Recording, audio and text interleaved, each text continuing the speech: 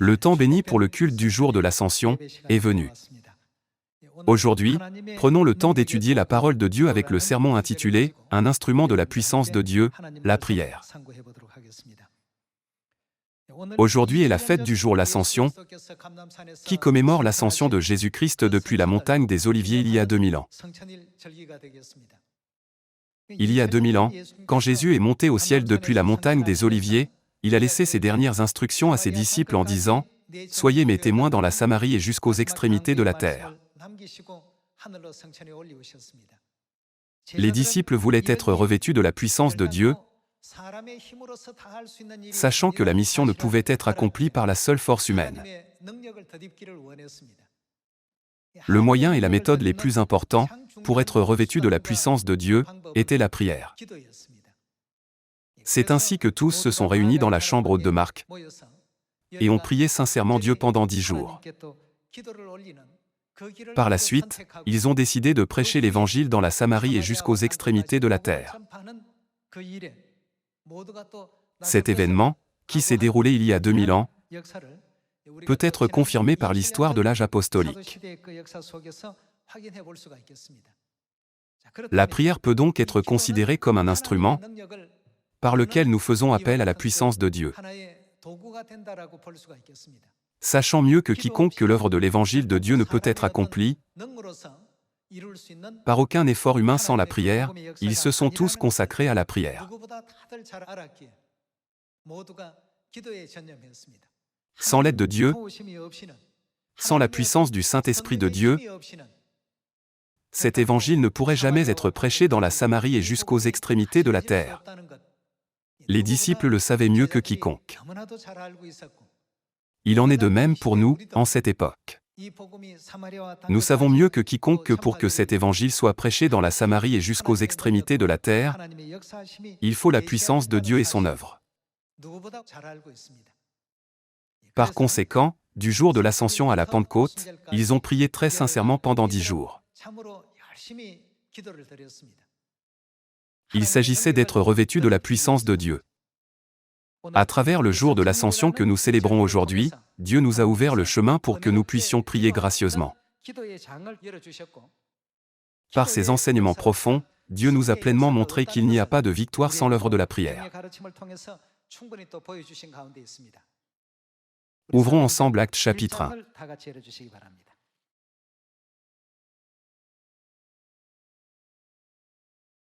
Actes chapitre 1, verset 6.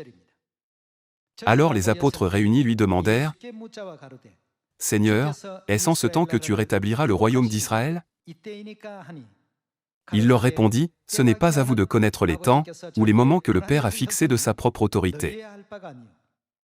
Mais vous recevrez une puissance, le Saint-Esprit survenant sur vous, et vous serez mes témoins à Jérusalem, dans toute la Judée, dans la Samarie, et jusqu'aux extrémités de la terre. » Après avoir dit cela, il fut élevé pendant qu'ils le regardaient, et une nuée le déroba à leurs yeux. Et comme ils avaient les regards fixés vers le ciel pendant qu'ils s'en allaient, voici, 2 hommes vêtus de blanc leur apparurent, et dirent, « Hommes galiléens, pourquoi vous arrêtez-vous à regarder au ciel ? Ce Jésus, qui a été enlevé au ciel du milieu de vous, viendra de la même manière que vous l'avez vu allant au ciel. » C'est la scène où il est monté au ciel. Verset 12. Alors ils retournèrent à Jérusalem, de la montagne appelée des Oliviers, qui est près de Jérusalem, à la distance d'un chemin de sabbat. Quand ils furent arrivés, ils montèrent dans la chambre où ils se tenaient d'ordinaire. C'étaient Pierre, Jean, Jacques, André, Philippe, Thomas, Barthélemy, Matthieu, Jacques, fils d'Alphée, Simon le Zélote, et Jude, fils de Jacques.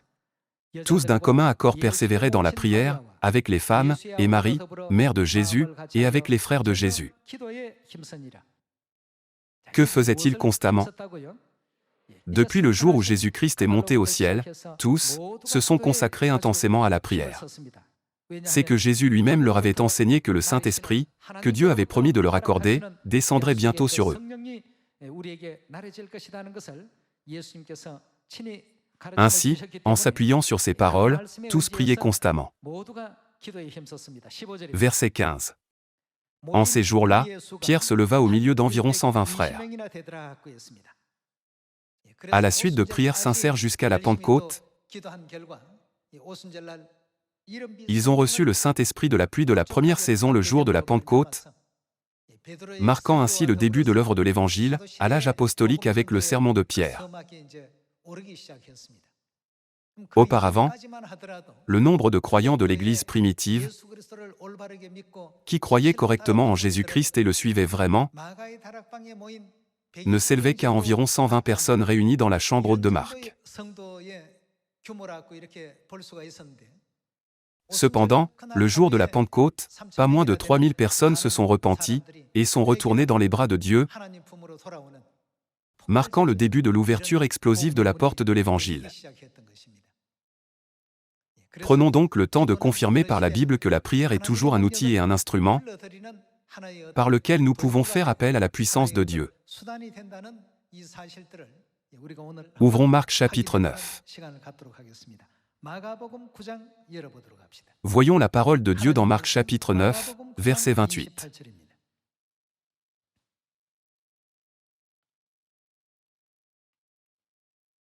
Quand Jésus fut entré dans la maison, ses disciples lui demandèrent en particulier « Pourquoi n'avons-nous pu chasser cet esprit ?»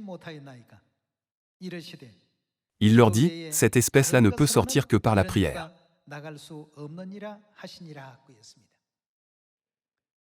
La scène dans Marc chapitre 9 nous est très familière. Le père du garçon possédé du démon est venu et a supplié avec ferveur que le démon soit chassé de son fils. Bien que les disciples aient tenté de le chasser, ils n'ont pas pu le faire. Finalement, le père du garçon est venu à Jésus, et Jésus a chassé le démon, comme il est écrit dans Marc chapitre 9.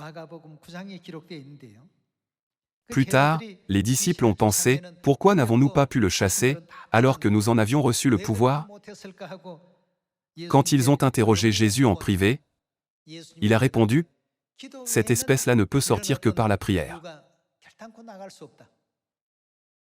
Jésus ne voulait-il pas leur dire de prier sincèrement? Il a éveillé ses disciples au fait que de tels miracles ne peuvent se produire que par la puissance de la prière. Pensons aussi au temps d'Élie. Sur le mont Carmel, il a affronté les 850 faux prophètes qui adoraient Baal et Astarté et qui mangeaient à la table de Jézabel. À l'époque, il a d'abord élevé l'autel et a offert des prières à Dieu avant de remporter la victoire. Il a prié Dieu en disant « S'il te plaît, permets à tous ces gens de réaliser que tu es le vrai Dieu. » Lorsqu'Élie a affronté les 850 faux prophètes sur le mont Carmel, c'est par la puissance de la prière que Dieu lui a accordé la glorieuse bénédiction de la victoire, lui permettant de vaincre étonnamment les 850 faux prophètes de Baal et d'Astarté, qui mangeaient à la table de Jézabel, et de manifester la puissance de Dieu.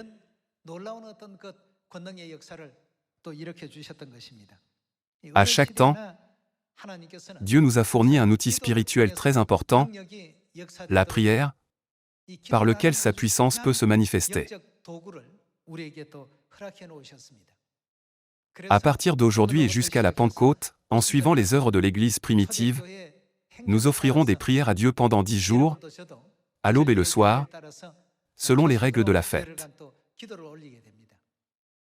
Nous devons prier sincèrement Dieu, pour que Sion puisse être établi dans le monde entier.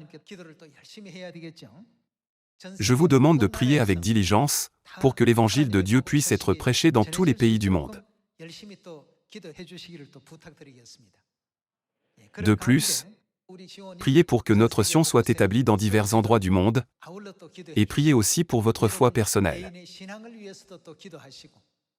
Quand vous priez avec diligence pour l'Église, et aussi pour votre zone, et votre secteur, la puissance de votre prière ne s'éteint jamais. Prions assidûment, à l'aube et le soir, en croyant fermement que nos prières deviendront de l'encens et monteront devant le trône de Dieu.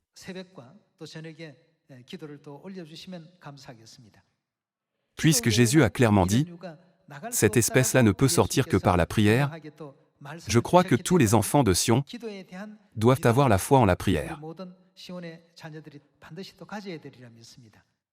Voyons ce que Jésus nous a enseigné sur la prière et quel résultat la prière a le pouvoir de produire. Trouvons la réponse dans Matthieu chapitre 7. Voyons Matthieu chapitre 7, verset 7.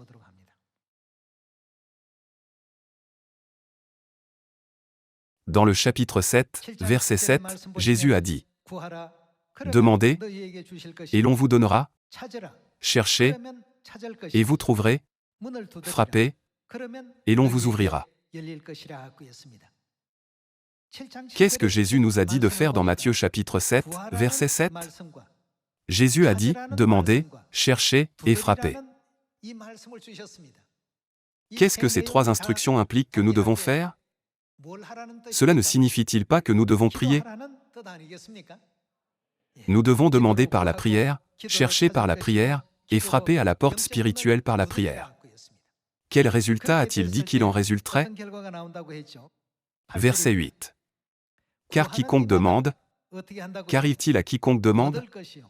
Reçoit, celui qui cherche trouve, et l'on ouvre à celui qui frappe. Il a dit que cela se produirait certainement, et a ajouté une brève explication. Voyons le verset 9. Lequel de vous donnera une pierre à son fils, s'il lui demande du pain? Ou, s'il demande un poisson, lui donnera-t-il un serpent?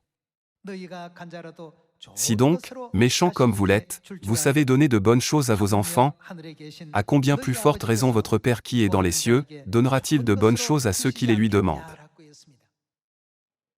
Si nous demandons la gloire de Dieu, pour le royaume de Dieu, et pour l'Évangile, ne nous accordera-t-il pas de bonnes choses?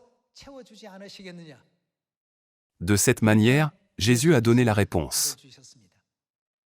Demandez, et l'on vous donnera. Cherchez, et vous trouverez. Frappez, et l'on vous ouvrira.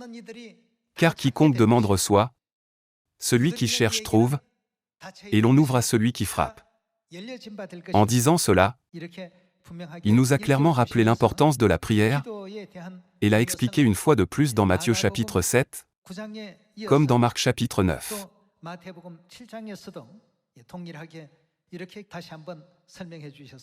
Passons à Marc chapitre 11. Pourquoi les saints de l'Église primitive ont-ils prié, avec tant de ferveur dans la chambre haute de Marc pendant 10 jours? Qu'est-ce qu'ils ont cherché à gagner?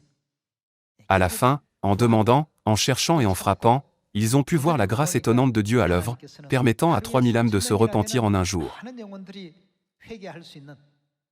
Souvenons-nous de ce miracle, qui s'est produit il y a 2000 ans. Voyons Marc chapitre 11, verset 22. Chapitre 11, verset 22. Jésus prit la parole et leur dit, « Ayez foi en Dieu. Je vous le dis en vérité, si quelqu'un dit à cette montagne, ôte-toi de là, et jette-toi dans la mer, et s'il ne doute point en son cœur, mais croit que ce qu'il dit arrive, il le verra s'accomplir. » Frères et sœurs, pouvez-vous croire que cela se produira?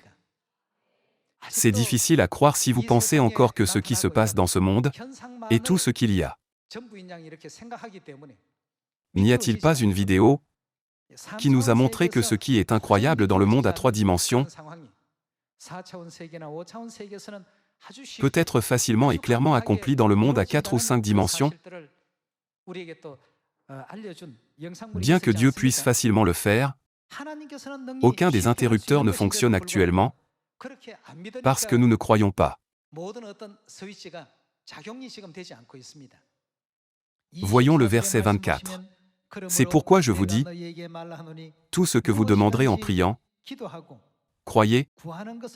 Que devons-nous croire? que vous l'avez reçu, et vous le verrez s'accomplir. Dieu nous a déjà promis cela. Frères et sœurs, veuillez demander et chercher tout ce qui est juste, saint et vrai en Dieu. Dieu a promis d'accomplir certainement tout ce qui a été demandé.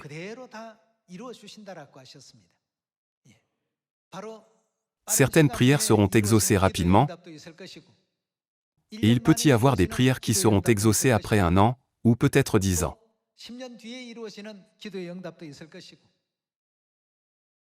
Selon le contenu de notre prière, Dieu accomplira certainement tout ce pour quoi nous avons prié, au moment et à l'heure les plus appropriés pour notre bien, et c'est dans cette promesse que nous devons avoir confiance quand nous prions. J'ai beau prier, il semble que Dieu n'entende pas mes prières. En pensant ainsi, nous accusons Dieu d'être un menteur. Qu'est-il dit ici? Tout ce que vous demanderez en priant, croyez que vous l'avez reçu. C'est une prière offerte devant Dieu. Dieu a donné une garantie ici concernant la prière. Demandez, et l'on vous donnera. Cherchez, et vous trouverez. Frappez, et l'on vous ouvrira. C'est ce que Dieu a promis et garanti. C'est pourquoi les disciples avaient besoin de la prière, afin d'être en mesure d'accomplir pleinement la grande mission de Dieu. Soyez mes témoins dans la Samarie et jusqu'aux extrémités de la terre. Par des prières sincères, ils ont demandé, « S'il te plaît, donne-nous le pouvoir de faire de telles choses. S'il te plaît, donne-nous la sagesse et la foi. S'il te plaît, accorde-nous la puissance de Dieu. S'il te plaît, aide-nous à devenir des prophètes et des ministres de Dieu, capables de vaincre le diable et de ne pas tomber dans les mauvaises tentations. » Pendant 10 jours, ils ont passé leur temps à prier avec ferveur dans la chambre haute de Marc. Puis, le jour de la Pentecôte, ils ont reçu une telle puissance, et à partir de ce moment, de grands actes spirituels et gracieux ont commencé à se déployer. Dès lors, la grâce et la faveur de Dieu, comme une cascade, sont venues sur eux et ont touché le cœur de beaucoup de gens. Ne priez donc pas sans enthousiasme, mais croyez que Dieu exaucera certainement toutes les prières que vous lui adressez.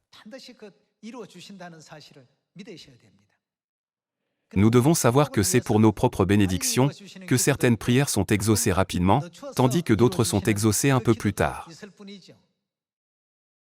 Nous devons fermement croire que si nos prières sont appropriées aux yeux de Dieu, il les écoutera sûrement et les exaucera toutes. À ce sujet, Jésus nous a donné l'exemple de la prière, ainsi que de nombreux autres exemples de foi. Confirmons cela en allant à Marc chapitre 1. Marc chapitre 1. Dans Marc chapitre 1, verset 35, il est écrit « Vers le matin, pendant qu'il faisait encore très sombre, il se leva et sortit pour aller dans un lieu désert, où il pria. Simon et ceux qui étaient avec lui se mirent à sa recherche, et, quand ils l'eurent trouvé, ils lui dirent « Tous te cherchent ». Il leur répondit « Allons ailleurs, dans les bourgades voisines, afin que j'y prêche aussi, car c'est pour cela que je suis sorti. » Et il alla prêcher dans les synagogues, par toute la Galilée. De cette manière, la routine quotidienne de Jésus a commencé dès l'aube. En vivant dans ce monde,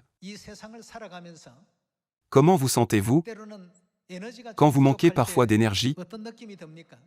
Ne pensez-vous pas que la journée est un peu dure et difficile, et que vous manquez de motivation pour faire quelque chose?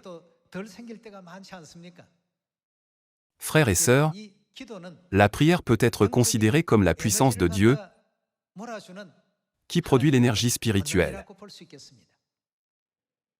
Par conséquent, prions sincèrement chaque jour, et accumulons les bénédictions célestes que nous souhaitons recevoir. Après que l'Évangile aura été prêché dans la Samarie et jusqu'aux extrémités de la terre, les jours viendront certainement où nous nous trouverons transformés selon les prières que nous aurons accumulées, en réalisant que nous sommes devenus l'être complet que Dieu désire et souhaite. Puisque Dieu a dit, quand vous priez, croyez que vous l'avez reçu, offrons des prières gracieuses, des prières qui profitent aux autres, des prières pour la justice, le royaume de Dieu et l'Évangile. Veuillez également prier sincèrement pour votre foi, pour l'Église et pour les membres de votre zone et de votre secteur. Les prières d'aujourd'hui sont transmises au ciel et accumulées, et les prières de demain sont également transmises et accumulées. Puis, un jour, toutes ces prières exploseront soudainement, et il pourra y avoir 3000 fruits chaque jour. En voyant que Dieu a ouvert le cœur de 3000 personnes en un jour, je pense que Pierre a dû beaucoup prier. Vous devez croire que cela arrivera certainement. Nous pouvons voir que Jésus a donné l'exemple de la prière en absorbant la force et l'énergie spirituelle à l'aube et en poursuivant ainsi l'œuvre de l'Évangile de la journée.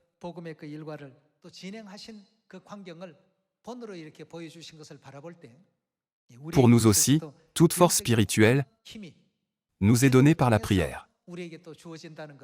Veuillez vous en souvenir et offrir des prières ferventes pendant la semaine de prière du jour de l'Ascension à la Pentecôte. Une telle œuvre puissante peut être accomplie par la prière. À quel point Dieu nous aime-t-il? Il nous aime jusqu'à la mort. Dieu, qui nous chérit et nous aime plus que lui-même, nous dit de conserver cette attitude lorsqu'il s'agit de prière. Ouvrons 1 Thessaloniciens chapitre 5. Voyons 1 Thessaloniciens chapitre 5, verset 15. Prenez garde que personne ne rende à autrui le mal pour le mal, mais recherchez toujours le bien, soit entre vous, soit envers tous. Soyez toujours joyeux. Priez. Et comment devons-nous prier? Sans cesse. La prière est l'énergie qui fortifie nos âmes. Nous devons recevoir continuellement cette énergie. Que nous arrive-t-il quand nous manquons d'énergie? Notre corps physique devient là, fatigué et inerte. Il en est de même pour notre état spirituel. Considérez la prière comme l'énergie qui nous relie à Dieu. C'est pourquoi Dieu ne souhaite pas que cette énergie soit coupée, même un instant. Pour cette raison, il nous dit de prier sans cesse.